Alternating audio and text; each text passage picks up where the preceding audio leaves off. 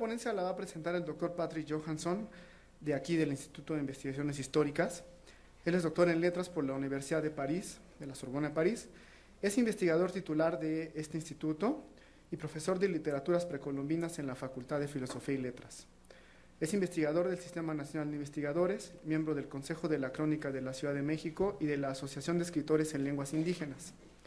Es miembro del número de la Academia Mexicana de la Lengua y miembro correspondiente de la Real Academia de la Lengua Española. Ha sido docente de la licenciatura en Letras Hispánicas y del posgrado en Estudios Mesoamericanos, ambas de la Facultad de Filosofía y Letras de aquí de la UNAM.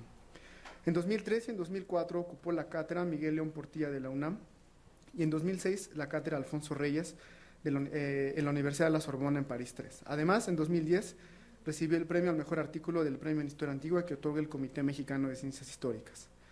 Es autor de una importante cantidad de artículos publicados en revistas especializadas de reconocido prestigio y de muy importantes obras sobre la historia de los pueblos indígenas, entre las cuales se pueden mencionar La palabra, la imagen y el manuscrito, Lecturas indígenas de un texto pictórico en el siglo XVI, publicada en 2004 y reeditada en 2007.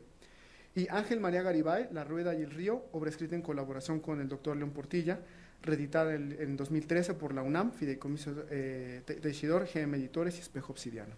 Actualmente es el responsable de los proyectos de investigación La muerte en el mundo náhuatl prehispánico, la literatura náhuatl prehispánica y lectura semiológica del Códice Boturini, y también la traducción del libro 5 quinto del Códice Florentino. Entonces, sin más, le damos la palabra al doctor Johansson, que nos trae la ponencia sobre la cultura física. Muchas gracias, Raúl. Muy buenos días todavía, faltan unos minutos para el mediodía, de Pantlatonatio. Y quiero agradecer antes que nada a los organizadores al haberme invitado a participar en esta primera mesa de la historia de la cultura física y el deporte en México. Perdón. Intitulé mi ponencia, también algo un poco informal, disfrazado de ponencia, La cultura física y el deporte en el mundo náhuatl prehispánico, una aproximación axiológica, evidentemente. Tenemos cada uno de nosotros 20 minutos, muy poco tiempo para hablar de algo tan extenso como lo es, digamos, toda la actividad física y el deporte en el mundo precolombino. Ahora, considerando la definición que nos dio Álvaro, bueno, con base en el DRAE, ¿no? Yo creo que yo quisiera hablar del deporte, no solamente la actividad física, de recreo físico, sino también mental, porque, digamos, deportare en latín quería decir recrearse, y no había, digamos, ninguna restricción que fuera física o mental, ¿no? Y precisamente quiero abordar tres disciplinas: el tlachtli, evidentemente, el juego de pelota; el patolli, que es un juego, digamos, de mesa, diríamos, de petate, porque no había mesa, se ponía un petate, y la carrera, unas carreras, digamos, que están vinculadas, evidentemente, con aspectos rituales, como lo dijo muy bien Álvaro hace unos momentos, ¿no? Antes que nada, bueno, quisiera explicarle un poco la imagen que escogí para el portal de dicha ponencia. Aquí tienen ustedes Tepetzingo, con el Tepet, y aquí están evidentemente corriendo, pero es el glifo toponímico de este lugar Tepetzingo, que es Tepet, la montaña; Tzintli, que es el trasero o la parte baja del cuerpo. Tzintli en general en náhuatl decimos que es el trasero, Tzintli, pero también es toda la parte baja del cuerpo, algo muy importante porque todo lo que se fundamenta, un poco como en español, ¿no?, de fondo, todo lo que se fundamenta empieza con tzin, es decir, que la parte baja, y en este caso las piernas de un corredor, está vinculado, digamos, con algo que se configura. Aquí podría ser el Altepet, el estado en este caso, ¿no? Aquí también algo interesante es que en Tepetzinco fue el lugar en donde Huitzilopochtli sacrificó al hijo de su hermana Malinalxochitl, el famoso Copil, que lo quería, digamos, matar porque había dejado dormido a su madre en Maninalco, y fue uno de los primeros sacrificios humanos dentro de la historia tal y como la plantea la crónica Mexicayot, cuando Huitzilopochtli sacrificó a Copil y con el corazón arrancado a su sobrino, le pidió a Cuautlequetzki, un sacerdote, que corriera hacia el lugar donde se había descansado Quetzalcóatl en Hilo Témpore y se parara sobre la piedra y arrojara con fuerza el corazón de Copil en el lago, en el fondo lodoso del lago, y desde el corazón de Copil nació el tunal sobre el cual después se va a posar el águila. Entonces, aquí lo interesante en todo este contexto, además del planteamiento, de la imagen, del topónimo, es que en este caso tenía que correr. Y aquí tenemos una oposición, evidentemente, entre caminar y correr. El caminar es muy importante, no lo podemos ligar evidentemente con la actividad deportiva, en este caso, pero acuérdense que la Fundación de México Tenochtitlan fue una peregrinación, un caminar. Caminar en náhuatl se dice nehnemi o nemi, con la duplicación del radical es nehnemi, caminar, y nemi es existir. Entonces yo creo que es interesante en términos conceptuales vincular lo que sería la existencia con el caminar. En el caso de México Tenochtitlan, la Fundación de México Tenochtitlan es la culminación, digamos, de una caminata muy larga. La cultura física también es muy importante, no como cultura física tal y como la conocemos, como lo decía Álvaro también, en un momento dado. Es evidente que las disciplinas, el hecho de correr, el hecho de lanzar, el hecho de ser más rápido, más fuerte y más veloz, como digamos prueba individual, no trascendía en el mundo precolombino. Nunca hubo un partido de tlachtli, de pelota, entre México, Tenochtitlan y Tlaxcala, por ejemplo, que hubiera sido así como el América contra las Chivas, ¿no? Con mucha sangre, pero bueno. Y tampoco hubo juegos pan-mesoamericanos como en el mundo griego, en el mundo helénico, no lo hubo evidentemente, porque, digamos, cada actividad, digamos, que implicara un esfuerzo físico, un elemento de cultura física, estaba vinculado con un elemento ritual arraigado a la nación, ¿no? Entonces no hubo, y lo podría haber habido, porque cada 4 años, después de los 4 años, es decir, Acat, Tecpat, Cali y Tochli, es decir, Caña, Pedernal, Caza y Conejo, pasaban 4 años y había un regreso al centro, había una olimpiada, digamos, que terminaba, y podría haber habido Juegos Olímpicos de una tetralogía temporal, calendárica, ¿no? Pero no había, digamos, esta idea, no trascendía, digamos, el esfuerzo de la cultura física y del deporte en este caso, sino que estaba inmersa, digamos, esta actividad dentro de todo ese contexto. Aquí un punto que me parece importante, que es un poco más filosófico, es que el mundo helénico es un mundo de la trascendencia, el mundo mesoamericano es un mundo de la inmanencia, lo que nos conduce precisamente a que el cuerpo humano, el cuerpo del atleta, bueno, del que ejerce, digamos, ejercita su cuerpo, va a estar totalmente implicado. Es un mundo de la fisis, el soma, el cuerpo es sumamente importante. Entonces yo creo que eso sería un punto que tenemos que destacar.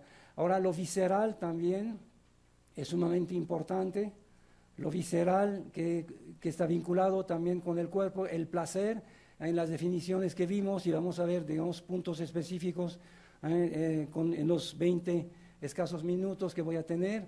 Voy a tratar de recalcar ciertos puntos que pertenecen a la historia del deporte en general, cotejándolos con, digamos, la ideología indígena. Entonces, el placer visceral, el recreo, son sumamente importantes, tanto como el esfuerzo físico y la competencia. Hay palabras, digamos, que remiten a la competencia en este contexto precolombino. Vamos a empezar por uno de ellos, que sería el movimiento. Aquí empezamos con el patoli. El patoli es un juego de mesa, consideramos que el ajedrez, por ejemplo, es un deporte, es digamos, un combate, un duelo entre dos adversarios, ¿no? Y yo considero que el patoli también en este contexto, el juego patoa también es juego de azar, entonces lo podemos ligar con, digamos, por lo menos la parte del deporte, de portare, dentro de todo ese contexto. Aquí lo que tenemos en el centro de este patoli, ese es un patoli, un juego, no voy a hablar de las reglas del patoli, sería, digamos, ocupar una hora por lo menos para explicar las reglas, pero aquí que tenemos en el centro el movimiento, olín, el movimiento, digamos, elemento toral dentro del contexto existencial prehispánico. En la creación del mundo, cuando los soles se dispusieron, después de que Nanahuatzin y Tecuztecas se hubieron echados, ¿no?, al fuego, a la hoguera, salieron dos soles y entonces hubo que hacer, digamos, hubo unas ciertas peripecias mitológicas para que se instaurara el movimiento. Olin es el movimiento y lo encontramos aquí en el centro del patoli, en esta imagen del códice vindobonensis. Aquí lo tenemos en el centro, tenemos la bola, la pelota de hule también, uli es el hule, es un nahuatlismo, esa palabra que se usa en México, en el mundo, ¿ya? El hule, y pueden ver también todos los elementos espirituales, ¿no?, que se desprenden, que son de humo realmente, pero es una pelota de hule. Y aquí tenemos otro elemento sumamente importante, es la guerra. Aquí tenemos la flecha, el escudo y el atlat, el lanzadardo. Esos son los, digamos, elementos que para jugar al patoli. Entonces, aquí lo que vamos a tener en el contexto precolombino, primero, un elemento ritual. Digamos, el juego siempre se vinculaba con un ritual específico. No había, digamos, un contexto deportivo fuera del contexto realmente ritual, de cerca o de lejos, pero siempre dentro de un espacio-tiempo festivo y ritual. El segundo elemento es que en este caso el juego, cualquiera que fuera el juego, el tlachtli, el patoli o la carrera en sí, digamos, movilizaban fuerzas de movimiento. Es decir, que el deporte, en este caso la cultura física, estaba, digamos, vinculada con el movimiento. A través del movimiento que hacía el atleta, vamos a decirlo así, ¿no?, el actante, había, digamos, el movimiento que producía. Tenía que producir un movimiento, inducir un movimiento que es, digamos, que permeaba el mundo. Aquí en nuestro contexto moderno, pues tenemos la vida seria y, digamos, el juego. Hay una especie de separación entre lo serio y lo lúdico. En general no hay una relación. En el mundo indígena vamos a ver que es totalmente distinto, que tenemos una relación muy estrecha. Entonces aquí lo agonístico va a ser un elemento sumamente importante. Eso es la definición del patoli, como un juego de dados. Eso es Macuil Xochitl. Lo pueden leer rápidamente porque no tengo tiempo de dejarlo mucho tiempo. Aquí el dios del juego, aquí lo tenemos, pueden ver este juego de patoli con los frijolitos. Aquí es un contexto ritual, evidentemente, y aquí tenemos a Macuil Xochitl, que es el dios del juego. No hay un dios aparentemente del deporte, por la misma razón de que en un momento dado no hay esa separación, esta autonomía del deporte, digamos, de la cultura física per se, ¿no? Pero ese dios es el dios no solamente del juego, pero es el dios del placer. Y hay muchas, digamos, una coextensión, digamos, con carácter sexual, de hecho. Se llama Macuil Xochitl, como el ideograma aquí.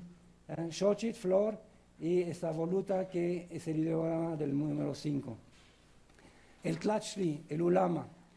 Aquí lo que tenemos es también una forma. La forma del tlachtli es la forma del mundo.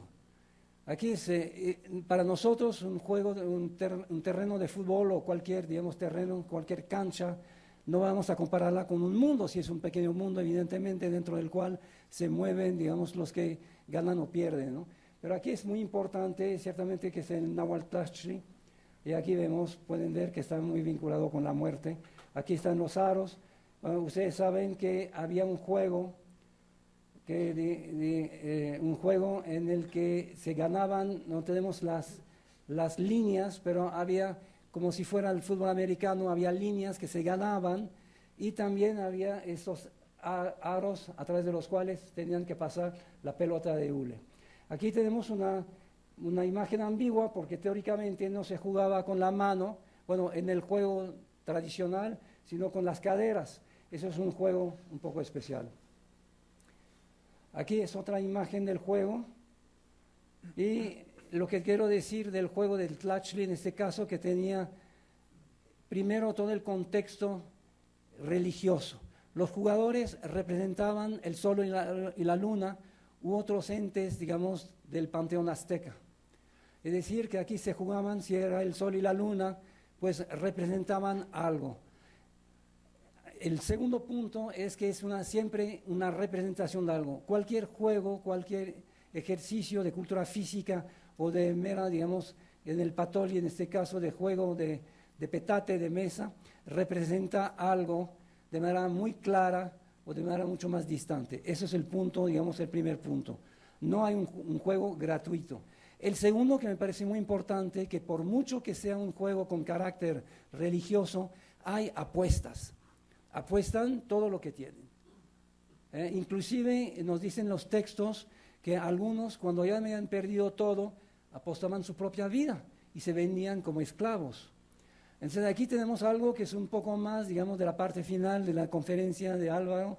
Digamos que entramos en un contexto que es bastante interesado, digamos, porque la gente apuesta muchos valores y inclusive están los jugadores que ganan ciertamente bienes, con todo eso no había dinero, pero hacían oraciones y hablaban con la pelota de hule y les decían cosas tiernas, inclusive según las fuentes, ¿no? Entonces, eso es otro punto. Un punto el tercer punto para el juego de Tlachtli también es que era, digamos, profético. En este caso, y eso es otro elemento que me parece importante, es el azar y la libertad. En el juego nuestro hay un esfuerzo individual para, digamos, conseguir algo, y entonces hay un mérito individual. Primero, la individualidad del grupo en el contexto mesoamericano es muy distinta que, digamos, es muy distinto el contexto que en nuestro mundo actual, ¿no? No hay individualidad, digamos, como la que tenemos hoy en día. No había estrellas, no tenemos nombres de grandes jugadores de pelota, como lo tuvimos, por ejemplo, de grandes gladiadores o de atletas en el contexto helénico. Entonces es un contexto muy distinto. Y aquí un punto importante es el azar. El juego siempre tiene el azar. Eso me parece muy importante. Decir que va a ganar, gano de chiripada. Pero bueno, gano de chiripada, pero está, digamos, es la persona que manifiesta el deseo de los dioses. Entonces representa, digamos, lo que debe de ser. No lo ha ganado ciertamente por méritos propios, pero no se le reconocen realmente en contexto social esos beneficios, ¿no? Entonces, en el caso de la profecía que se estaba diciendo, hay un ejemplo muy claro. Cuando habían llegado los españoles o estaban por llegar a México Tenochtitlan, unos años antes, Netzahualpili, el hijo de Netzahualcóyotl, había profetizado, como su padre inclusive, que iban a venir seres así de otras tierras, que iban a venir a conquistar Mesoamérica y que no había nada que podíamos hacer, que se podía hacer, ¿no? Y Moctezuma, Xocoyotzin, decía que no era cierto, que él iba a seguir siendo el emperador de todas estas tierras. Y entonces le dijo, según el cronista Fernando de Alba Ixtlilxóchitl, le dijo, bueno, vamos a hacer una cosa, vamos a jugar a la pelota y vamos a ver quién gana.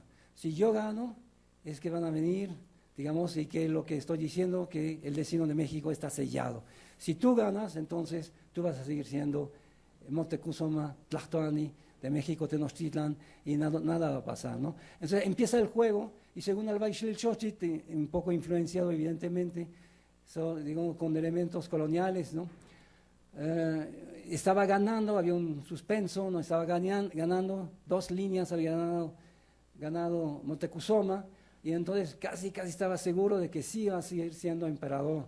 Y al final, pues remontó el marcador como quien dice, Nezahualpili, y ganó las 3 líneas. Y entonces había apostado nada más que el reino de Texcoco, en contra de lo que iba a pasar, ¿no? Entonces ganó y entonces fue profético. Aquí también entonces es una especie de ordalía, el juego de pelota, y ciertamente muchos de este tipo de juegos colectivos eran ordalías, ¿no? Es decir, que en un momento dado confirmaba ahí el famoso juego de Huemac contra los tlaloques. Huemac, el rey de Tula, había ganado. Y dijeron, bueno, ¿qué vamos a apostar? Vamos a apostar plumas de quetzal y jades, y piedras de jade. Es decir, que podría haber sido, digamos, la riqueza, el dinero, los bienes. Pero entonces gana Huemac, le gana a los tlaloques, y dice, bueno, a ver, lo que gané. Y le da los alimentos. ¿A poco apostamos eso? No, apostamos riquezas, la pluma de quetzal y el jade. Y entonces, ¿eso quieres? Muy bien, le dio plumas de quetzal y piedras de jade, y no le dio el alimento, y fue el fin de Tula, fue una hambruna tremenda, y se acabó Tula. Aquí, digamos, haría, digamos, el juego de palabra, la metáfora que nos supo, dentro de eso lúdico verbal, en este caso, lo lúdico físico lo había ganado, y lo lúdico verbal lo perdió. Aquí es muy interesante porque se jugaba con las palabras como se juega al tlachli. Es más claro todavía en el mundo maya con la palabra de Suyuá, con esos enigmas que se hacían cuando nombraban a un Halachwinik, a un rey maya, y había un Katnaat que preguntaba unas adivinanzas. Si no contestaba el Halachwinik, no era digno de reinar. Entonces aquí me parece muy importante el azar. En el deporte vamos a hacer pura chiripada si ganase, no, pues aquí sí.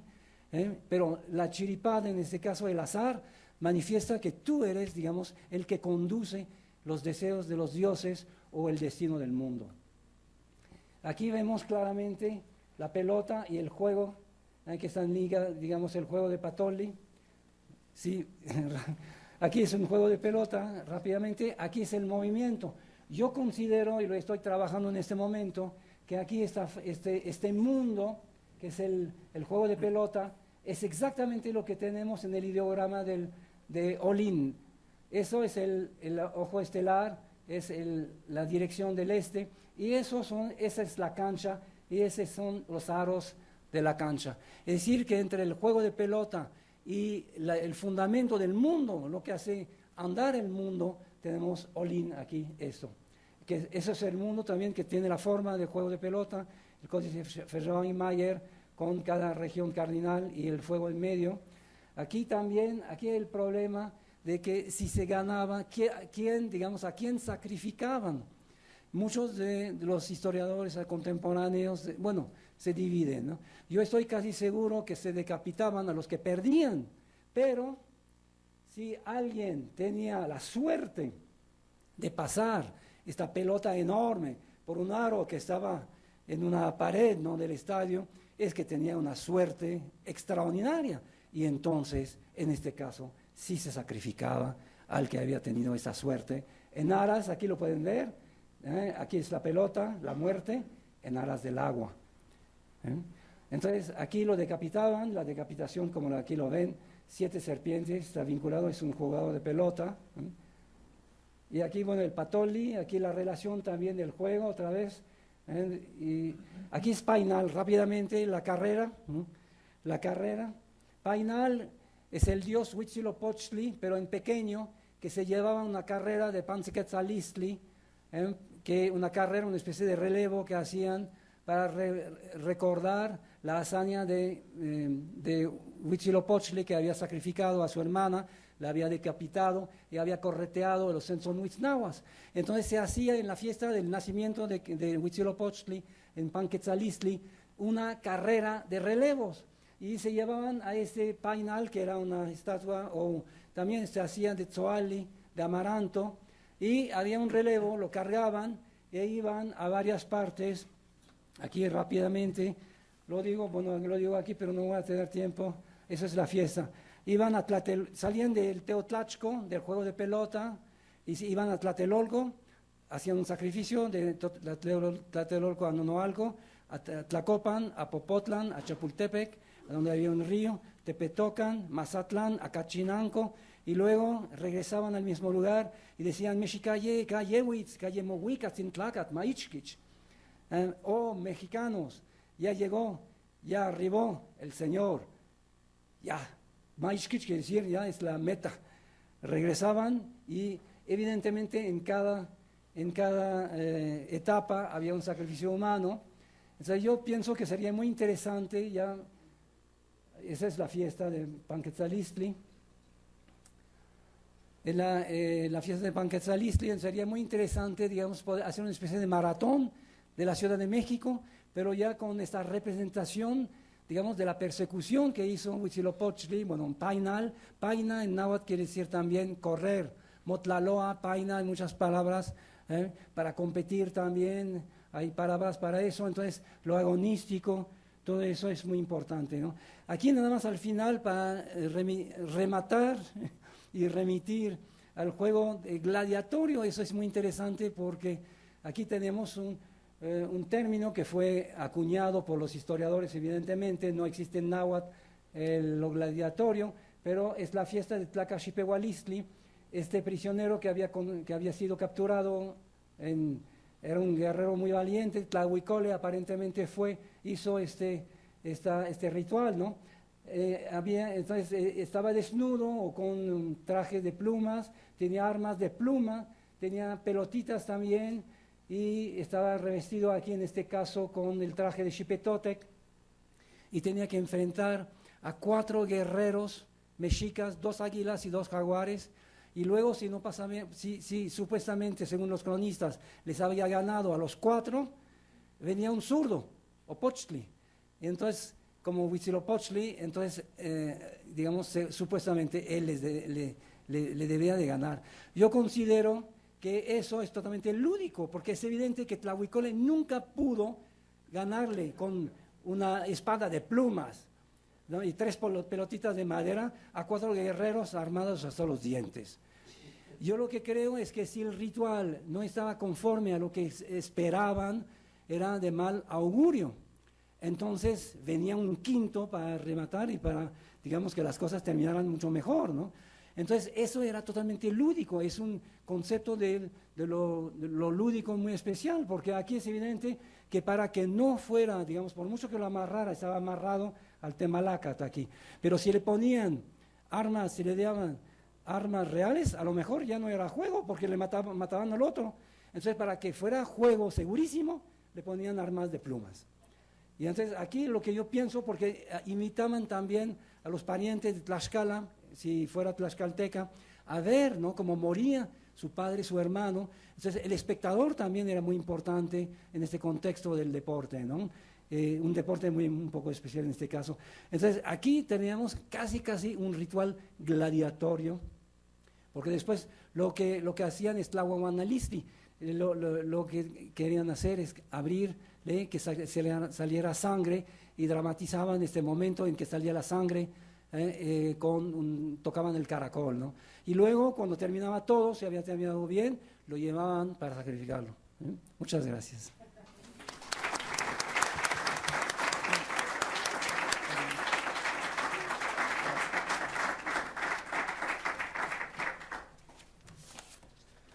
Muchas gracias, doctor Patrick. Al final abriremos la ronda de algún comentario final y de preguntas y respuestas. Mientras presento ahora a la doctora María José Garrido Asperó, licenciada, maestra y doctora en Historia por la Facultad de Filosofía y Letras de nuestra universidad, investigadora de tiempo completo, titular B del Instituto de Investigaciones, doctor José María Luis Mora, es parte del Sistema Nacional de Investigadores, grado 1, profesora del ITAM, y autora de diversas publicaciones sobre cultura política durante la Guerra de Independencia y el Primer Imperio Mexicano. Entre sus publicaciones recientes destacan los libros Fiestas Cívicas Históricas en la Ciudad de México, 1765-1823, publicado en 2006, y Soborno, Fraude, Cohecho, los proyectos para evitar la manipulación electoral en las primeras elecciones del México independiente, 1821-1822. Así como Peloteros, Aficionados y Chambones, Historia del Juego de Pelota en San Camilo y la Educación Física en la Ciudad de México, 1758-1823. Entonces, sin más, dejamos que la doctora nos presente su ponencia. que usted lea el título. Muchas gracias, Raúl. Pues antes que nada, buenos días. Me da muchísimo gusto estar aquí. Le agradezco mucho a Silvia, a el profesor Artemio, al doctor Matute y a la doctora Ana Carolina Ibarra, que pues nos haya permitido realizar este evento y mostrar su sensibilidad hacia la posibilidad de abrir nuevos campos de investigación histórica. Como oyeron en lo que mencionó Raúl de mi trayectoria, yo en realidad me he ocupado de la cultura política durante la Guerra de Independencia y llegué a la educación física y a los deportes por azar, ¿no? Pero ahora soy muy feliz. De verdad estoy muy a gusto trabajando este tema y pues ya logré concluir un primer texto sobre el frontón durante la época colonial y la Guerra de Independencia. Titulé mi ponencia del día de hoy como sigue: Volver al origen, la necesidad de construir categorías históricas para comprender la historia de la educación física y los deportes en México, siglos XVIII y XIX. Empieza mi tiempo. Ahí sí. Las reflexiones que presento a continuación son el resultado de las dificultades a las que me he enfrentado desde que decidí incursionar en la historia de la educación física y los deportes en México hacia finales de la época colonial y a lo largo del siglo XIX. Problemas que giran en torno a dos asuntos: la construcción teórico-metodológica para abordar el tema y la ubicación y tratamiento de fuentes. El origen de ello radica en que, a diferencia de cualquier otro tema o casi cualquier otro tema de investigación histórica que se pueda elegir, el investigador podrá contar para desarrollarlo con una variedad de textos teóricos y metodológicos que le aporten pistas para la propia definición de sus categorías de análisis, interpretación y tratamiento de fuentes. Incluso podrá discutir lo dicho por una corriente contra lo que ofrece otra, montarse en una de ellas y elaborar a partir de esos determinados presupuestos una infinidad de trabajos monográficos, y otros quizá hasta podrán enfilar lanzas para demostrar que ese que escribió tal o cual cosa estaba de plano muy equivocado. La escasez de textos históricos académicos en buena medida se debe, desde mi punto de vista, a dos razones que ya se han mencionado aquí y que el doctor Matute planteó. En primer lugar, a que en términos generales se sigue considerando al estudio de este tema como secundario, carente de significado y relevancia, en suma, como si fuera el campo propio de unos cuantos aficionados a la historia, historiadores amateurs, diríamos en términos deportivos, o tal vez piensan que quienes nos interesamos en ello lo hacemos porque somos aficionados a tal o cual deporte, y que esa afición es la que motiva nuestro deseo de indagación histórica. Confieso, yo sí soy deportista, entonces, según lo que decía el doctor, tengo otros atributos para aproximarme al tema.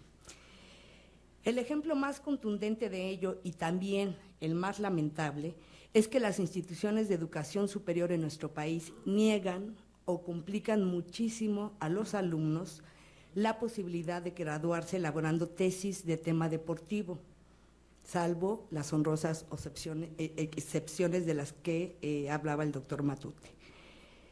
Existe finalmente una fuerte resistencia que poco a poco se va venciendo, razón por la cual agradezco, reitero, a la doctora Ana Carolina Ibarra por abrirnos este espacio académico, histórico, profesional y serio para tocar estos temas. Así las cosas, hacer historia de los ejercicios corporales de competencia, de la educación física o de los deportes llamados modernos resulta ser un reto. Y aquí viene la segunda razón de por qué es complicado. Las primeras manifestaciones de interés académico, por lo que en general y en términos comunes llamamos deportes, se enfocaron en analizar el llamado deporte moderno, es decir, el que, como señaló el doctor Matute, surgió en la Inglaterra del siglo XIX, se consolidó a finales de esa centuria y se difundió mundialmente en el XX, y que alude, como dice Miguel Esparza, quien participará en la mesa de la tarde, que alude a las competencias estructuradas sobre condiciones de igualdad, cuyo fin es la búsqueda de los récords y que utiliza medios cuantitativos y cualitativos para registrarlos. Este primer acercamiento al fenómeno deportivo se produjo desde la sociología porque, como los sociólogos han explicado, fue motivado por el interés que mostraron los organizadores del deporte mundial ante los problemas que entonces generaba su práctica, por la creciente popularidad que fue adquiriendo dado su vínculo con el mundo del espectáculo y la diversión, y por el interés político y económico que particulares y gobiernos mostraron ante él, motivos que condujeron a la reivindicación del deporte como legítimo objeto de investigación. En 1921 apareció por primera vez una obra titulada Sociología del Deporte, de Heinz Reis. Hasta la segunda mitad del siglo XX surgió la sociología del deporte como subdisciplina de aquella área del conocimiento. La consolidación de la sociología del deporte se dio en la década de los 60 del siglo XX, cuando se formó la International Committee for Sociology of Sports, hoy la International Sociology of Sport Association, y se publicó la primera revista que tenía como objetivo dar a conocer las investigaciones sobre el tema. Las obras de sociólogos como George McNally, Jean-Marie Braun, Alan Goodman, Elias Norman y Eric Dunning, entre otros muchos, fueron definiendo los primeros marcos teóricos metodológicos para acercarse a la historia del deporte. Todos entendieron el deporte como un fenómeno histórico y social, y desde ahí analizaron las circunstancias socioculturales, políticas y económicas que explican su origen, desarrollo y consolidación, así como las funciones sociales que ha ido cumpliendo a lo largo de dicha evolución. Coinciden en señalar que surgen en la Inglaterra de finales del siglo XIX. En esas investigaciones se demuestra que los procesos históricos fundamentales que permitieron que surgiera el deporte moderno fueron el proceso de civilización no planificado, cuyo sentido era la formación del Estado moderno, la industrialización de las sociedades, la posibilidad de contar con mayores tiempos de ocio ocupado por las élites en actividades físicas de competición y espectáculo, y el proceso por medio del cual se fueron limitando las conductas violentas de la sociedad. Todo ello desembocó en la reglamentación escrita, negociada y difundida de las reglas con que debían practicarse esos ejercicios de competición física en torno a los clubes. Reglas que tenían como uno de sus objetivos principales limitar los daños físicos que podían causarse en esas competencias. Alan Goodman, uno de los teóricos del deporte moderno que mayor influencia ha ejercido y que para los fines de esta ponencia ejemplifica bien la teoría y metodología sugerida por la sociología, sus logros y sus limitaciones, y aclaro, limitaciones para otro tipo de investigaciones históricas, en especial para quienes nos vamos al pasado, propone en el libro titulado Del ritual al récord, publicado en 1978, una conexión entre industrialización y deportivización de los juegos, por lo que el deporte moderno debe, necesariamente para ser tal, ubicarse cronológicamente en las sociedades contemporáneas, urbanas e industrializadas, y desarrollarse en torno a 7 elementos que son la secularización, la igualdad de condiciones para todos los competidores, la especialización, la racionalización de las reglas, la burocratización de su organización y administración, la cuantificación y la búsqueda de récords. El récord representa la máxima realización de los deportes modernos.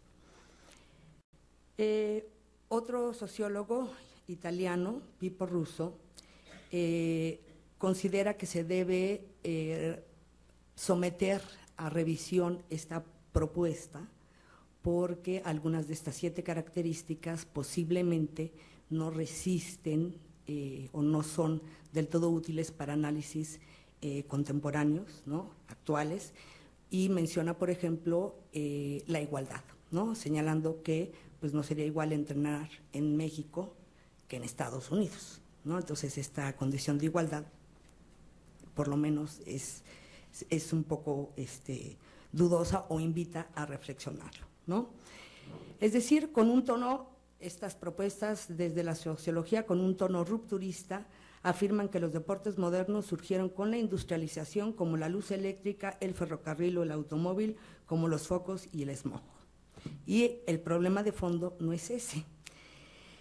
Este marco teórico-metodológico ha propiciado que la mayoría de las investigaciones de carácter histórico, que de entrada son pocas, ¿no? Las investigaciones históricas que tienen por objeto el análisis de deportes, actividades físicas, de competencia, etcétera, que son muy pocas, se ubiquen hacia finales del siglo XIX y a lo largo del siglo XX. Lo más grave es que ha provocado que los historiadores insertos en esas propuestas no se aventuren a preguntar qué pasaba antes, que se afirme que todo lo sucedido con anterioridad parecido al deporte en realidad pertenecía al universo de lo lúdico y que se caracterizaba por su desorganización, por la no profesionalización, por la carencia de estadísticas e información pública, por la nula búsqueda de los récords o en el mejor de los casos lo relacionen con la educación física, como si ésta fuera ajena al tema deportivo. Y, como bien dijo el doctor Matute, este tema, la educación física, ha sido la gran olvidada de la historia de la educación en nuestro país, ¿no?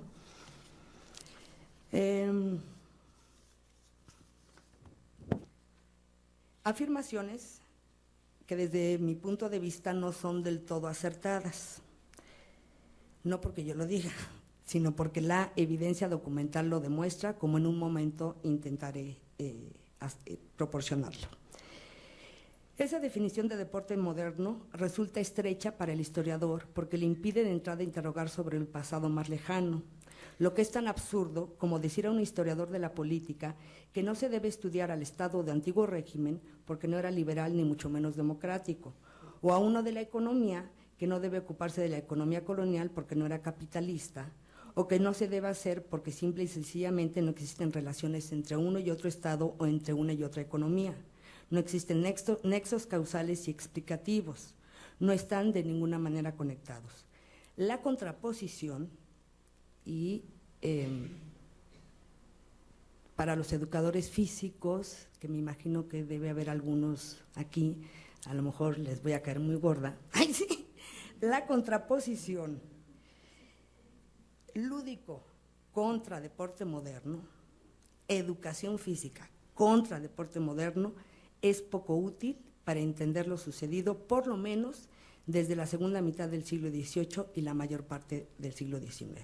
¿Sí? Y entiendo perfecto que la economía colonial era muy distinta a la de después, que el Estado de antiguo régimen era muy distinto. ¿Sí?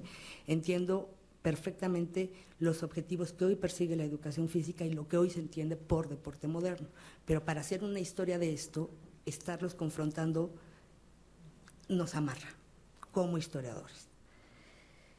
Algunas de las categorías de análisis por ellos propuestas funcionan hoy para los historiadores como camisas de fuerza que imposibilitan la cabal comprensión de la historia de los ejercicios físicos de competencia practicados en México en épocas anteriores a las señaladas por la simple y sencilla razón de que no caben en la definición de deporte moderno, porque no se practicaban antes de la llegada de la industrialización y urbanización que en México se produjo durante el Porfiriato y porque al parecer carecen de las características propuestas por Goodman. Estas categorías impiden analizar y explicar el proceso que condujo a su pleno establecimiento mundial, las relaciones existentes entre diversión, educación física y deporte, sus relaciones, sus similitudes y sus grandes diferencias. En su lugar, me aventuro a proponer, insisto, no es desechar, es en este diálogo constante interdisciplinario, continuar con este diálogo y proponer desde la historia, ampliar el concepto al de ejercicios corporales de competencia. Entiendo por ejercicios corporales de competencia una actividad específica que se diferencia de las diversiones populares y de los pasatiempos, distintas a los juegos, pero que no por ello pudieron ser practicadas sin el deseo de divertirse. Es más, ese pudo ser uno de los motivos para realizarlo. 2. Incorporar a nuestras investigaciones el concepto de cultura física y reflexionar sobre él. Entiendo y propongo por lo pronto a la cultura física como el conjunto de ideas, prácticas y creencias que manifiestan las representaciones que sobre el cuerpo se tenían y cómo se trataban, qué se pensaba que era el cuerpo, cómo se le debía tratar, qué cultura de ejercicios corporales se practicaban, con qué objetivos, quiénes lo hacían, con qué utensilios, quiénes lo promovían y por qué, con qué periodicidad y por supuesto también incluir qué se decía desde las creencias, desde la medicina, desde la pedagogía y desde otros muchos ámbitos sobre esto.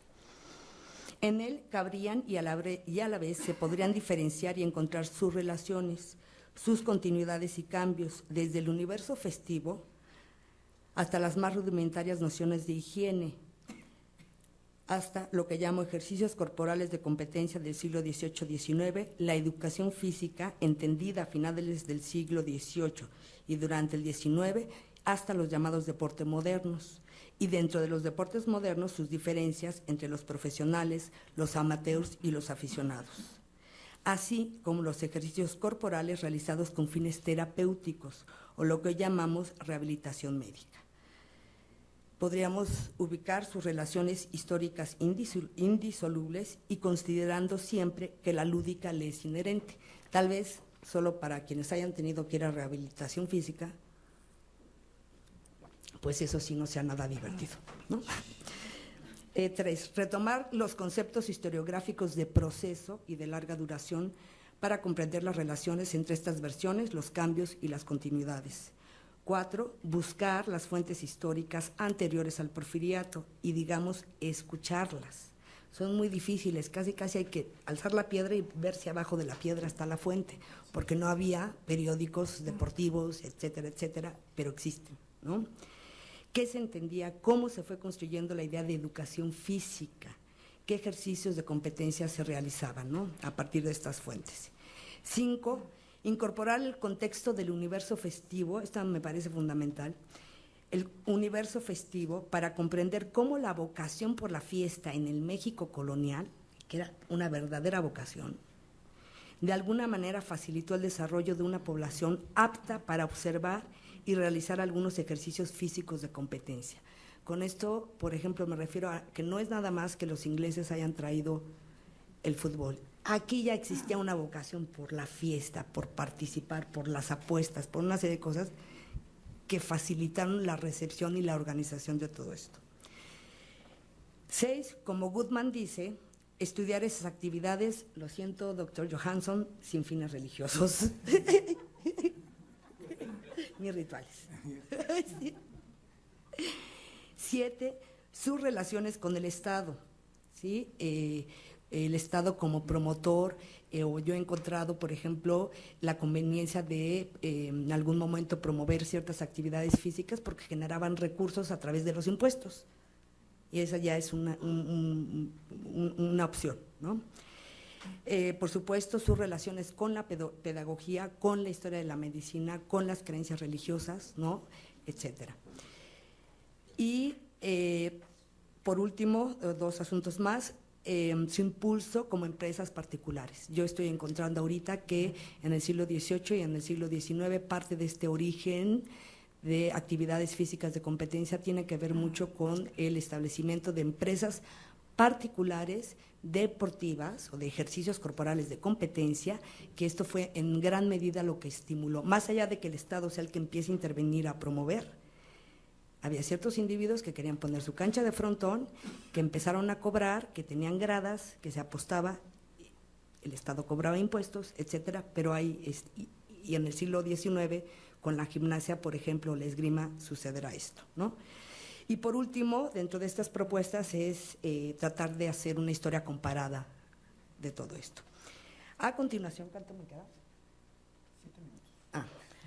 A continuación voy a exponer de manera muy breve algunos casos resultado de las investigaciones que he venido realizando y que espero contribuyan a explicar el por qué considero necesario que los historiadores reflexionemos sobre nuestras propias teorías y métodos de análisis.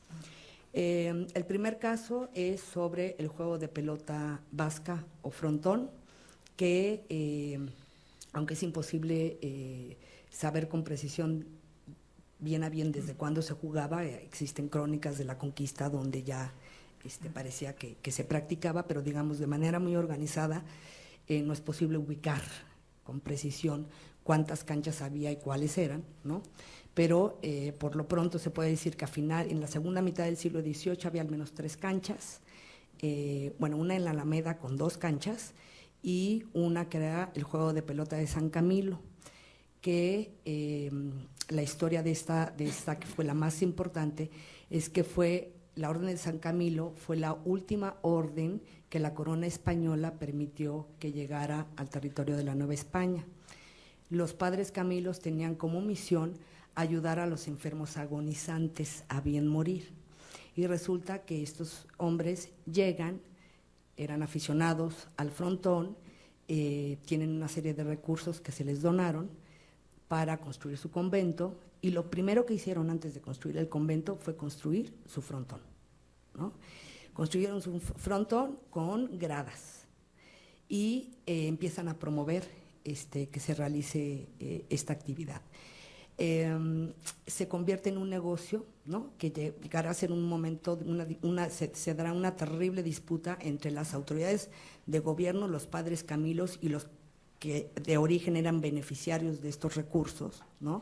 Que era el Hospital General de esa época, y en fin, quieren participar todos. Es una cancha que estaba destinada principalmente para el uso de los comerciantes en esta época, finales del siglo XVIII, durante la Guerra de Independencia, peninsulares, ¿no?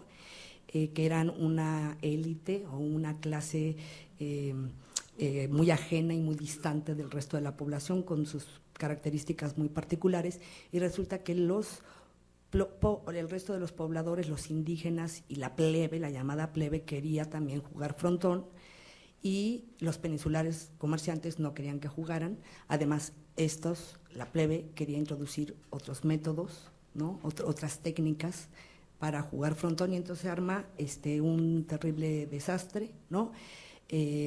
Finalmente, para demostrar esta necesidad de definir nuestras categorías de acuerdo a lo que dirían los sociólogos y Allen Goodman, esto no sería deporte moderno en lo absoluto, ni no es más, yo no tendría que estar aquí. Pero resulta, ¿no?, que había equipos, había entrenamientos, había categorías. Se elaboraron en esos años 3 reglamentos escritos que se dieron a conocer a través de la prensa. Había un juez que intervenía. Hay la idea perfectamente, y se va desarrollando, de lo que sería el árbitro, de cómo contar los puntos del jugador, del perdedor. Las apuestas son fundamentales, y otro tema también muy interesante es que, aunque de entrada la cancha era para la gente de bien,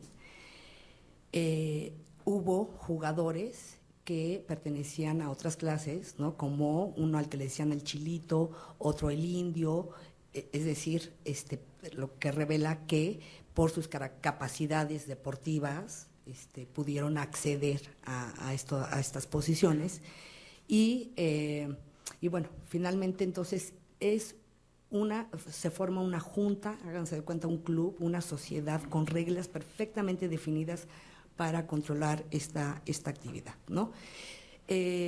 Para terminar con este caso, y creo que ya no me va a dar tiempo de más, durante la Guerra de Independencia, aunque la Ciudad de México nunca fue tomada por los insurgentes, fue totalmente modificada su vida cotidiana, agredida, hubo desabasto de alimentos, complicaciones para moverse, amenazas constantes de insurgentes en los alrededores, muchísimo temor a la conspiración, etcétera, etcétera, etcétera. Además, se dejaron de atender las obras de urbanización, y la cancha de San Hipólito, que hoy sigue funcionando, es la escuela secundaria número 1 y siguen teniendo su frontón. No se podía llegar porque no estaba el puente arreglado. Pues resulta que con las poca pero suficiente información que existe al respecto, no se dejaron durante la Guerra de Independencia, no se dejaron de jugar partidos, se jugaban, no traigo aquí la cifra, pero más de 10 partidos al día, no cerraban nunca, salvo alguna que otra fecha muy especial en el calendario religioso, abría en la mañana, en la tarde, en la noche y se cerraba hasta que ya no había luz, ¿no? Entonces, este es un caso interesante y creo que demuestra cómo debemos regresar o formular o negociar o dialogar con otras disciplinas para poder acercarnos a estos casos. Por último, ¿ya no? Por último, en lo que estoy haciendo ahorita, que también estoy muy divertida, es sobre las actividades de gimnasia en el siglo XIX, y nada más para comentar brevemente. Bueno, desde la Guerra de Independencia se acuña el término educación física, se apropia el gobierno peninsular monárquico constitucional del término de educación física y se intenta introducir y uniformar la educación en todos los territorios de la monarquía, y en esta gran revolución se introduce la necesidad de incluir la educación física. Consumada la independencia, el proceso es muy complicado y hasta 1840 surge como una actividad, digamos, si no generalizada, por lo menos presente y bien, la gimnasia. Surge un primer profesor de gimnasia, que era Jean Turín, que fue alumno de Amorós, que llegó a México en 46, estableció su primer gimnasio y daba clases de gimnasia, y después formó parte, se dedicó a dar clases en una serie de lugares con un método, digamos, sistematizado a partir de los textos de Amorós, y iba a formar gimnastas mexicanos, ¿no? Van a destacar en el siglo XIX como sus grandes continuadores el general Feliciano Chavarría y Joaquín Noreña, que parece un profesor importantísimo, ¿no? A lo largo de todo este siglo XIX. Todos forman su gimnasio particular, dan clases de gimnasia y en algún momento dan esgrima, entendidas como disciplinas diferentes, y en otros momentos dan box y sabate, ¿no? Natación también se practicaba como materias de adorno, pero se va difundiendo muchísimo. Respecto a la gimnasia también, después de la invasión norteamericana y de la pérdida del territorio, se ordena la traducción de una obra fundamental para enseñar gimnasia a los soldados mexicanos. Se establece una escuela de gimnasia en la que participa Jean Turín con la intención de preparar al soldado mexicano. Este libro se publicó también en España, pero primero se publicó en México en 1850 y se reeditó hasta 1880, y vaya, el objetivo es fortalecer al soldado, ¿no? Y en fin, se van incorporando a las escuelas privadas y a las escuelas públicas, y además se jugaba y se seguía jugando el juego de pelota. La cancha de San Camilo fue hasta finales del siglo XIX, la más importante, eso sí, acabó siendo bien popular, no como querían los comerciantes, nada más para la gente de bien.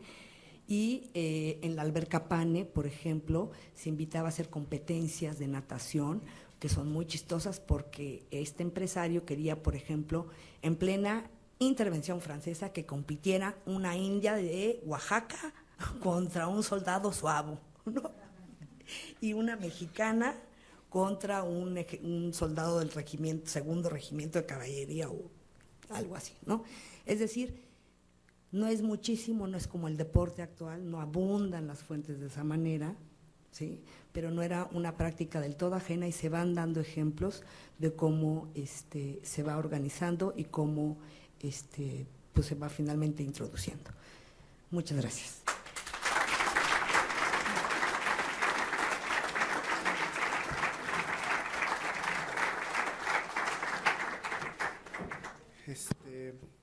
Bueno, vamos a hacer rapidísimo el comercial. Entre nosotros está la presidenta de la Asociación de Gimnasia de la UNAM, Cristina De Sentis, gran impulsora también de la investigación histórica del deporte, y estoy seguro que una segunda edición del texto de la historia de la gimnasia en México vamos a incorporar ahora este nuevo hallazgo. También aprovechar también el comercial. Barcelona 92 fue la última Olimpiada en donde hubo deportes de exhibición. Entre los deportes de exhibición donde México tuvo 3 oros fue precisamente en pelota vasca y en trinquete, así que tradición por supuesto que la hay. Goodman, estamos seguros que es quizá el papá pues de lo que estamos investigando esto. Es muy difícil de consultar, pero afortunadamente algunos de nosotros tenemos los textos digitalizados. Quien le interese indagar más en Goodman, por favor acérquese a nosotros, con mucho gusto vamos a compartir todas estas fuentes que podamos o que hagamos referencia. Y bueno, finalmente también comentar que ahora vamos a presentar la parte que toca el Porfiriato. No ignoramos, qué bueno que tocaste esta parte intermedia, aunque sea de repaso. No ignoramos que también hay una historia muy rica en este inter, muy difícil de indagar. Yo mismo también me ha tocado, algún día retomaré mis investigaciones sobre la guerra contra Estados Unidos. Debe haber alguna manera en la que el deporte estadounidense debió entrar a México por ahí. Tenemos que seguir por alguna línea de esas. Bueno, sin más les presento a Gerson Zamora, licenciado en Historia de la FES Acatlán. Su tesis de licenciatura sobre deporte, el equipo de fútbol Euskadi en México 1937-1939. Él está haciendo la maestría, aquí en la Facultad de Filosofía y Letras. Su tesis es sobre el deporte en el Porfiriato a través de la prensa. Ambas tesis están siendo dirigidas por Javier Sanchís, y él publicó aquí en el boletín de este instituto los deportes en la Ciudad de México en el Porfiriato. Este texto es del 2011, ese texto lo pueden consultar con mucha facilidad aquí, creo que también está en línea, ¿verdad? Está en línea el texto. Y también agregar que él fue futbolista de las fuerzas básicas de los poderosísimos y plenipotenciarios Pumas de la Universidad Nacional, aunque muchas veces se les olvida lo buenos que son, ¿verdad? Jugando fútbol, pero sin más les dejo con Gerson. Hola, buenas tardes. Muchas gracias primero por haberme invitado. Es un placer estar aquí con el doctor, con la doctora, compartir la mesa. Yo estoy ahorita en el proceso de escribir del proceso de la tesis de maestría. Entonces estoy escribiendo conclusiones y bueno, me permití hacer un poco este texto de mi experiencia tratando temas del deporte y un poco lo que creo lo que yo dejo que se puede hacer sobre el deporte en el Porfiriato. Son temas que no llegué a tocar al 100%, pero que creo que están ahí, que son una fuente de investigación, ¿no? Entonces, ¿qué o cuáles son las motivaciones para que un historiador se incline por los estudios del deporte? Debo decir, después de este tiempo en el que un servidor se ha dedicado al tema y que empieza a conocer a más gente, historiadores que se dedican al tema, que existen 2 motivaciones. La primera, un pasado en el que el deporte estuvo muy presente en nuestras vidas, llegando incluso a ser nuestro eje rector, y en el que nos dedicamos alguna vez a correr, a saltar, a perfeccionar rutinas en aparatos, patear un balón, etcétera. En mi caso, fui educado para ser un futbolista y hasta los 20 años mi sueño fue vestir algún día la camiseta azul y oro de los Pumas y correr por la banda del Estadio Olímpico Universitario. Obviamente, y como pueden verme hoy aquí, ese sueño no se cumplió. Sin embargo, yo me sigo considerando un futbolista en el retiro, que no tuvo más remedio que dedicarse a la historia. Y la segunda motivación, o al menos eso es lo que creo, es el tremendo placer de todos nosotros por complicarnos la vida. Hace ya casi una década que terminé mis estudios de licenciatura y desde entonces empecé a sentir la necesidad de investigar sobre uno de mis grandes vicios o placeres, el fútbol. Durante la carrera, después de pasar por materias como Cultura y Sociedad en México en el siglo XX, Historia de América Latina o Historia Universal Contemporánea 1 y 2, me di cuenta de que el fútbol no existía. Aprendimos, y muy bien, sobre la comida de los pueblos, sobre su música, sobre las distintas literaturas que los definen, sobre sus economías, sobre las políticas, sobre cómo la gente se relaciona y vive, pero del deporte en general, nada, mucho menos de fútbol. ¿Cómo es posible?, pensé. Porque un deporte que mueve a millones de personas en el mundo desde hace más de un siglo no está en los libros, ya no digamos en las clases de historia. No es cierto que la FIFA, órgano rector del fútbol, creada en 1904 y que asocia a más países que la ONU, y que impone además desde su sede en Suiza cuánta infraestructura necesita un país para organizar un mundial y de esa forma intervenir en los gastos económicos correspondientes. No hubo reclamos de miles de personas desde Sudáfrica a Brasil en los mundiales recientes por los gastos excesivos de sus gobiernos que implicaban directamente al fútbol. No la violencia en las gradas, en los estadios, en gran parte de nuestro continente, son un síntoma de algo más. No es importante, pues, para la historia que la gran mayoría de los niños en el mundo, desde hace mucho, responden cuando se les pregunta acerca de su futuro, que ellos quieren ser futbolistas. No leíamos en nuestras clases de historiografía a Lucien Febvre o a Peter Burke, y con ellos aprendimos acerca de que todo tiene una historia, o de que la historia se ocupa de todas las disciplinas humanas, de todos los órdenes y todos los grados. Bueno, solo en teoría. Cuando llegó ese momento crucial de elegir un tema para mi tesis, no lo dudé. La primera opción sería el fútbol. Mi primer tema propuesto, lo recuerdo, trataría sobre la guerra del fútbol, ese conflicto entre los países de Honduras y El Salvador, debido a problemas de fronteras y migración, que recibió ese mote de forma innecesaria.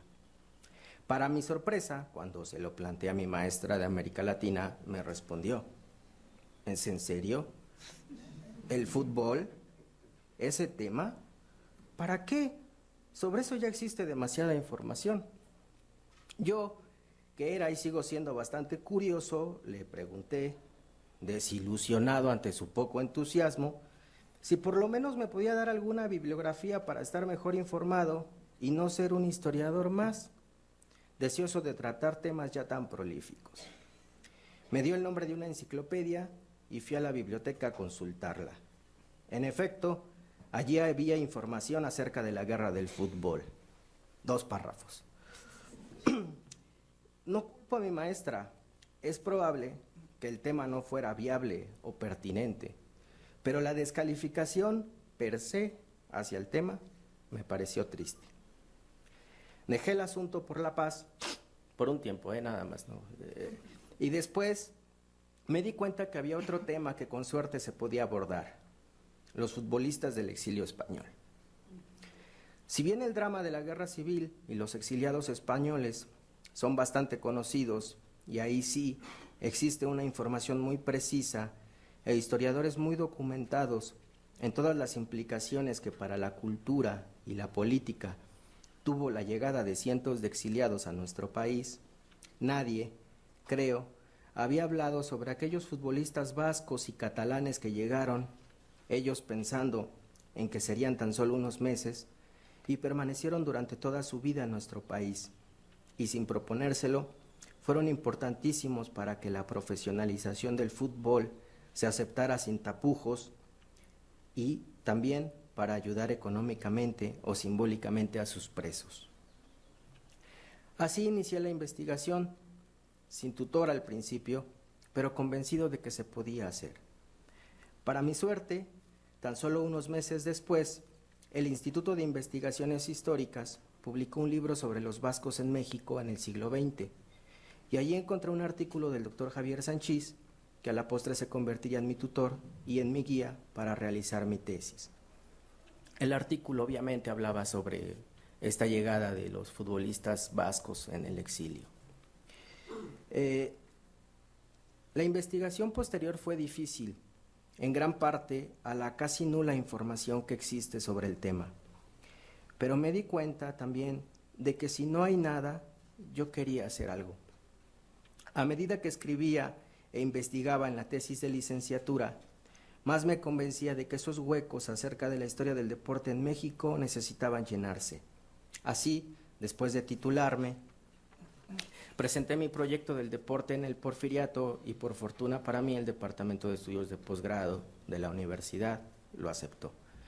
Y así entonces hoy estoy aquí ante ustedes esperando que me perdonen porque más que estar hablando del tema que me concierne, empecé a hablar por mis angustias y experiencias.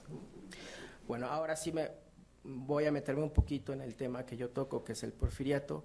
Un poquito hablaré sobre lo que comentaba la doctora, el problema que tenemos metodológico para tratar estos temas y qué hacer o qué se podría hacer, ¿no? Bueno, el deporte en el Porfiriato, entre paréntesis, los inicios del deporte moderno, dudas y retos. Durante gran parte de las lecturas que he hecho acerca de los inicios del deporte, claro, en su gran mayoría tratándose de autores europeos, en especial de Norbert Elias, se reconoce que fue Inglaterra el país en el que a mediados del siglo XIX, en aquellas public school como Eton o Rugby, los juegos, algunos de ellos ancestrales, a través de la competencia y sobre todo de la reglamentación, se transformaron en deportes modernos. Así nació el fútbol, el rugby, el canotaje, algunas de las disciplinas de atletismo y otros más. Y después, por medio del comercio imperialista, llegaron a todo el mundo. Claro, encontraron un buen caldo de cultivo en las sociedades de finales del siglo XIX, o al menos en sus clases más altas, que nos dicen se habían convertido en sociedades apáticas y con una considerable cantidad de tiempo para el ocio. Así encontraron la emoción que les faltaba en los riesgos del deporte. Digamos que esa es la teoría más común, ¿no?, del deporte moderno. Sin embargo, al menos para gran parte del continente americano, o la que tuvo una influencia grande de vascos, españoles, esa fórmula no es del todo exacta, pues en México hay dos deportes, y sin riesgo a llamarlos ya deportes modernos, que se salen del molde: el high alay y el cricket. Incluso es muy probable que el béisbol. El primero, el high alay, que ya contaba con infraestructura, público, partidos regulares, jugadores especializados y hasta un sistema de apuestas desde antes incluso de que México tuviera ese nombre. Y el segundo, que desde los primeros años del México independiente, o sea, el cricket, ya tenía un club, también tenía una cancha, socios y lo más importante, que ya se jugaba de acuerdo a las reglas.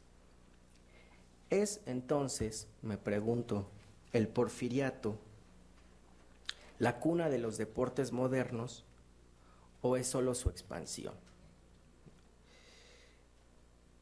Cuando nuestras construcciones teóricas o las que más tenemos en cuenta, como la de Norbert Elias, que nos explica este proceso de evolución del deporte hasta llegar al deporte moderno y que por medio del comercio llega a nuestros países, cuando nosotros vemos que en este país al menos no se aplica esa construcción metodológica, entonces, ¿qué pasa? Tenemos que construir nosotros mismos, ¿no?, nuestras metodologías. Bueno, esa me llevó a otra pregunta, o al menos a mí me llevó a otra pregunta, ¿no? Que cuando yo empecé en el tema, ni siquiera me había planteado, ¿qué es un deporte? Para mi investigación, y con sus pros y sus contras, he seguido la tesis de Allen Guttman, que reúne requisitos indispensables para su reconocimiento, a saber, la actividad física que en su dinámica contiene las siguientes particularidades: secularismo, igualdad, especialización, racionalización, una organización burocrática, una cuantificación y la búsqueda del récord. Teniendo ya este esquema, comencé a rastrear en la prensa las actividades que reúnen estas especificaciones. Y entonces es la prensa la que a mí, a falta de una bibliografía, me sirve como la guía máxima. Y aquí entramos en otro problema, o al menos entro yo en otro problema. Porque la prensa es, si bien es cierto, muy inmediata en sus crónicas, y nos da muchísima información, esa información tiene que pasar por el proceso de análisis. Y entonces, cuando no existe mucha información, el análisis tiene que ser total. Y una de las teorías entonces que yo tengo es que en el porfiriato no nace el deporte moderno. Lo que sí nace en el porfiriato es la prensa deportiva. Y con ella viene el gran impulso y expansión del deporte. A través de la prensa se promueven las infraestructuras, las reglamentaciones, las vestimentas, los usos de récord, sobre todo a partir de 1896, con el nacimiento de la primera gran revista deportiva, la Mexican Sportsman. En ella no solo se anuncian los comercios especializados, sino que también se convierte en el órgano oficial o portavoz del Club de Ciclistas de México. Esta simbiosis entre prensa y deporte es nueva y es la que sí será fundamental para el arraigo, ¿no? O sea, la prensa deportiva, que es la que sí nace en el porfiriato. Una duda tremenda, ¿no? Saber si el porfiriato es el nacimiento del deporte moderno, pero lo que sí creo es que la prensa deportiva es la que nace en el porfiriato.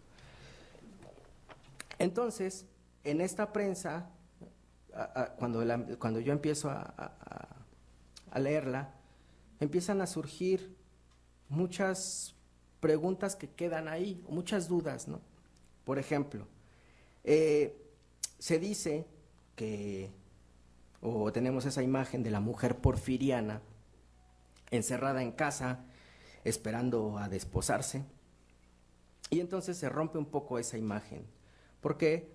Porque desde 1896-97 se empieza a anunciar en la prensa las escuelas para que las señoritas aprendieran a andar en bicicleta. ¿Qué cambia el uso de la bicicleta? No es solamente que las señoritas vayan a aprender a andar en bicicleta, y después nos dice la prensa, cambian las costumbres. Por ejemplo, el cortejo, ¿no? Lo dice la prensa, si las dos personas que quieren o que están enamoradas saben andar en bicicleta, pueden alejarse de la chaperona, ¿no? Pueden irse, empiezan, entonces, sí, tú lees la noticia y te puede dar risa, ¿no? Pero hay algo más entonces ahí. Hay un cambio de costumbres que empieza a surgir en la sociedad. Otro de los mitos que creo que se debe poner en duda es que, si bien es cierto, en un principio el deporte fue exclusivo de las clases más altas, ya para 1907, 1908, el béisbol, el tenis y el fútbol ya era muy practicado por jóvenes estudiantes de clase media, incluso con venta de boletos para ver sus partidos. Y ni qué decir del boxeo, que aunque estaba prohibido en México, generaba expectación, quizá por la misma prohibición, pero entre todas las clases de la capital ya era una expectación grande por ver las peleas. Incluso tenemos un problema que surge en Hidalgo con Rafael Cravioto por permitir una pelea de box. La prensa empieza a atacarlo porque su gobierno permite una pelea de box. Y la expectación que surge es grandísima, mucha gente va a ver la pelea. Entonces, ¿qué tanto es cierto esto de que solamente las clases más altas eran las que practicaban el deporte, ¿no? Otra de las cosas que surgen como pregunta, que me queda ahí como pregunta, es en el Porfiriato el robo de bicicletas era muy común. Y entonces uno se pregunta si esto es solo obra de ciertos malandrines que después vendían este artículo, o no es una forma de apropiación y una copia de lo que veían en su cotidianidad, pero que no podían tenerlo, ¿no? Robert Danton nos explica la gran matanza de gatos, ¿no? Entonces, ¿por qué no creer que este robo de bicicletas era un reflejo de lo que, ¿no?, de lo que yo quería tener, pero no podía tener? Estas preguntas surgen cuando leo la prensa, y creo que son importantes que se pudiera estudiar más a fondo, ¿no? Quedan ahí nada más como preguntas que me hago. Pero hay muchas otras que creo que son pertinentes para cualquier época, no solamente para el Porfiriato. Y son: ¿cómo se practica y cómo se observa el deporte? ¿Quién y cuándo lo hace? ¿Qué sentido le dan las diferentes clases sociales al deporte? No es lo mismo una clase alta que inmediatamente cuando el deporte ellos piensan que se empieza a vulgarizar, como es el fútbol, lo dejan, ¿no? ¿Por qué tienen ellos mucha más, le dan mucha más importancia a los deportes individuales que a los de conjunto? Son preguntas que se podrían hacer. ¿El deporte se toma como ascetismo o como hedonismo? ¿Quiénes son los periodistas deportivos y por qué se ha investigado tan poco sobre los incipientes reporters?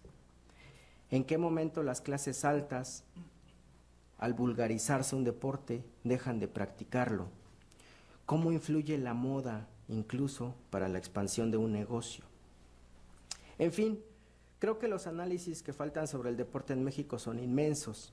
Sin embargo, en eventos como este, son eventos como este los que sin lugar a dudas ayudarán a que los historiadores y todos los científicos sociales descubran que a través de esta ventana se pueden encontrar realidades diferentes, o como dijo el periodista polaco Richard Kapuscinski, que la gota que elegiste contar se vuelva el prisma que te enseñe el mundo.